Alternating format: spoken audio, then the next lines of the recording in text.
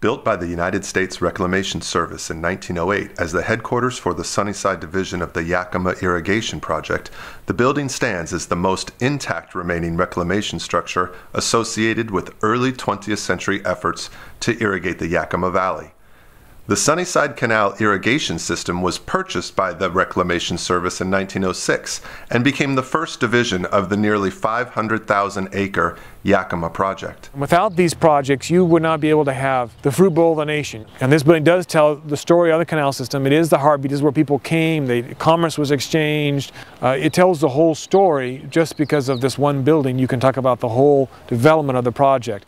Currently owned by the Sunnyside Community Hospital, the building faced demolition in order to clear the way for construction of a new student health center. Responding to community concerns over the proposed demolition, the hospital, working with the school district, identified a new site for the health center. But the reprieve may only be temporary, as other proposals for the site are considered. The Sunnyside Historical Museum is currently working with the hospital on plans to relocate the reclamation building to a nearby site in town. This building is very top priority for the museum. We can't move forward unless we have more room. It's probably the one unique building in the whole project, and that's the reason we want to preserve it. The city was saved, as was the entire lower valley, by the coming of water. If it weren't for that, there wouldn't be a city.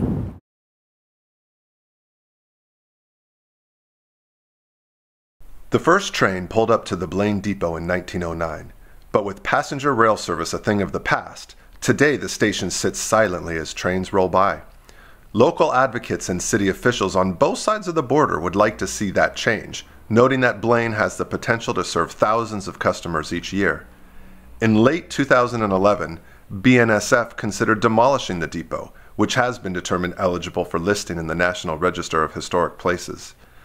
Responding to community concern, BNSF has shelved demo plans for now, allowing time to assess alternative scenarios, including the return of passenger service and the potential relocation of the depot to a waterfront park nearby. Right now, Burlington Northern is talking about demolishing the building. What do we want to do? Well, let's restore it, leave it in its original place, restore it, and get an Amtrak stop back there. There's tremendous support for this. Personally, I'm a bit optimistic, but I believe it's going to happen. I sure hope so. It would be a terrible shame to drop the ball on this one, because the opportunity's right. This is a good news story for Burlington Northern. It's a good news story for Amtrak. It's a good news story for the entire community.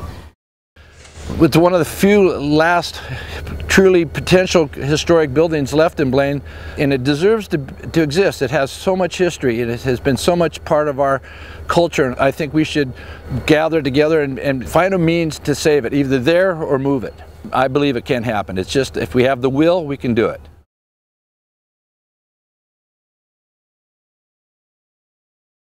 The Baroness, the Castle Crag, the Chastleton, and the Rhododendron. 2 hotels, 2 apartment buildings. Significant because of their architectural styles and their association with multifamily residential development in Seattle's First Hill neighborhood, they may also be threatened. Virginia Mason Medical Center, owner of all 4 buildings, is creating a new master plan for its campus. Early proposals show the demolition of 2 buildings, while the retention of only 2 facades is planned for a 3rd.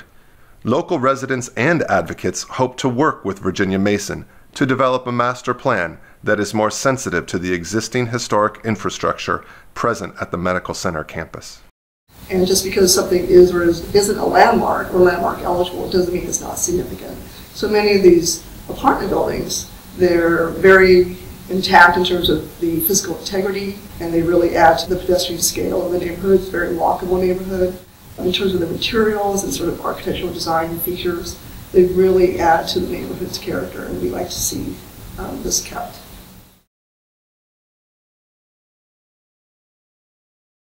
With Ellensburg's school population increasing in the late 1920s, the school district selected preeminent school architect Floyd Naramore to design a dedicated junior high school for the city. Completed in 1929, the school had all the trappings of a modern educational facility. Citing structural deficiencies and other shortcomings at Morgan today, the present school district administration seeks to construct a new school at a different site and relocate Morgan's students. A local group going by the moniker Modernize Our Morgan raised $15,000 in private contributions and commissioned an independent study to assess the feasibility of rehabilitating Morgan Middle School for continued use. The results of the study indicate that rehabilitation can be more cost-effective than new construction. We want a quality educational facility for our students, and we want to preserve Morgan because we think we can do that on an economically effective basis, which results in win-win or the best of both possible worlds.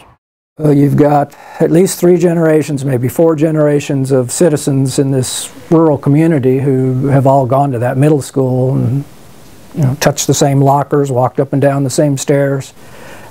So it's somewhat of a central part of a lot of people's lives. I think historically it's a centerpiece of our community.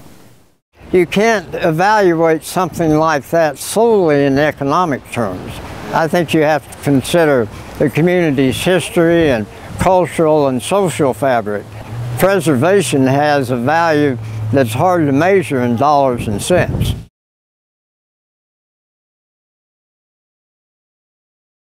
The post hospital is significant as a fine example of military architecture from the early 20th century. The design reflected innovation in medical practices and philosophies. Several environmental factors contribute to various issues that threaten the existence, structural integrity, and sustainability of the post hospital as it currently sits unoccupied. Most notably, its proximity to Interstate 5 and the associated air and noise pollution. The most significant pending threat to the post hospital, however, is the construction of the Columbia River crossing, slated to begin in 2014. This important national infrastructure project will widen Interstate 5 and place the interstate wall within 4 to 6 feet of the northwest corner of the post hospital building. The post hospital is managed by the Fort Vancouver National Historic Reserve Trust. The Trust has ambitious plans to turn the hospital building into an arts and cultural facility. Because of the kind of use that was selected for this structure, we won't have to change the character of the building, either on the inside or the out. We know that there are deterioration issues that have to be addressed, and aside from that, because this building really sets the tone and defines the character for the West Barracks, we really have an urgency simply to bring it to life. It's just important for the community, and it would be a wonderful, wonderful resource. Historic preservation is never inexpensive, it's just worth it. Eligible for listing in the National Register of Historic Places, Harborview Hall stands as a fine example of the Art Deco style in Seattle and a notable work of architect Harlan Thomas. But perhaps more important is the role Harborview Hall played in training multiple generations of nurses, beginning in 1931. It was planned as part of a larger campus by the architect Harlan Thomas. The main center wing of Harborview is across the street. Only that building and Harborview Hall were actually built. They were built to complement one another. And Harborview Hall was built for the nurses from the University of Washington, so they were able to live there and also work nearby. Despite this history, the master plan in place for the Harborview Medical Center campus calls for the hall to be demolished. The interesting thing about this case isn't that they need the property to expand, it's they want to tear down a perfectly viable historic building for open space, concrete plaza.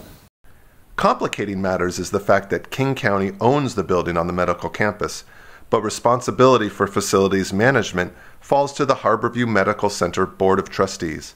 Under the leadership of County Executive Dow Constantine, King County intervened, asking the trustees to allow the county time to assess the economic feasibility of redeveloping Harborview Hall. While the present consideration of development scenarios is a positive step, the future of Harborview Hall remains uncertain.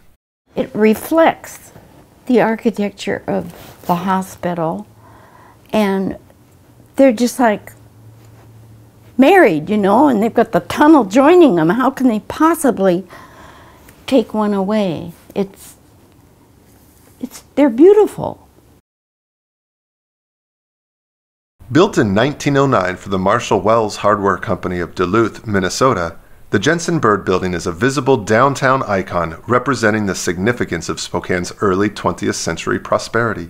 It's very important to preserve representative examples from that boom period, and this building is an outstanding example of a warehouse from that period, and it shows that Spokane was a center for commerce and trade and that it was dependent on the railroads.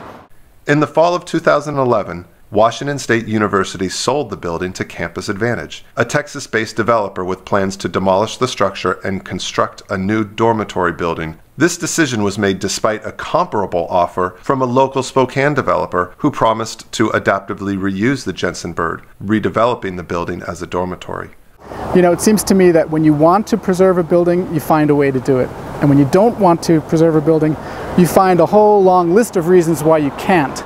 While recent reports indicate demolition will be delayed until 2013, overall plans for the site remain unchanged. It would just be such a great loss not to be able to have these, standing remnants of our history available for everyone to see. There's a real affection for the building because it's been there for so long, and it's managed to survive several different waves of kind of urban renewal. So it's a survivor that way, and it's just got such sturdy bones. So it has a presence, it's got a feeling that we don't see in other buildings. It creates a general atmosphere of heritage. When you walk down the street and you see those big windows and this beautiful texture and color of that brick, you just get a feeling that you can't get with a new building. There's no way to really replace that. If we don't protect our heritage, we'll lose what's unique about Spokane. And Spokane is a really unique city, and I'd hate to see that go. With over 600 historic buildings and structures, Washington State Parks is far and away the single largest owner of historic buildings in the state. The inventory of historic buildings, structures, and sites under the jurisdiction of state parks includes territorial forts, coastal military fortifications from several eras, lighthouses, artillery installments, CCC picnic shelters, a seminary, and numerous other historic resources listed locally, in the National Register, and as National Historic Landmark Districts. Simply put, the recession has created an economic situation resulting in budget cuts that prevent state parks from providing the needed capital improvements to hundreds of buildings under park stewardship. I don't think people realize the extent of the collection of historic properties, and I don't think folks necessarily understand the technical complexities of taking care of such a diverse collection. Park rangers, who do double duty in performing a variety of maintenance tasks on buildings, will be going to seasonal employment, leaving dozens if not hundreds of structures unattended for long periods of time. We tend to think of this now as a call to action. There are great things that now we can do, that everybody can do to help the state park system and to help the preservation efforts. A list of things we can do. You can go to a state park. By going to a state park with historic property, you are paying your fee and you're supporting that park. By buying a Discover Pass, you are making a statement and helping to support the system. Moving forward, State Parks' operating budget will rely entirely on the success of the Discover Pass, a visitor fee-for-use program. To date, revenues from the Discover Pass have fallen short of projections. Right now, we have this opportunity to flip this around and really engage the public and to say, let's work together to keep the park system whole, to keep it going, and to protect the wonderful natural and cultural resources that we have, and everybody can be a part of that.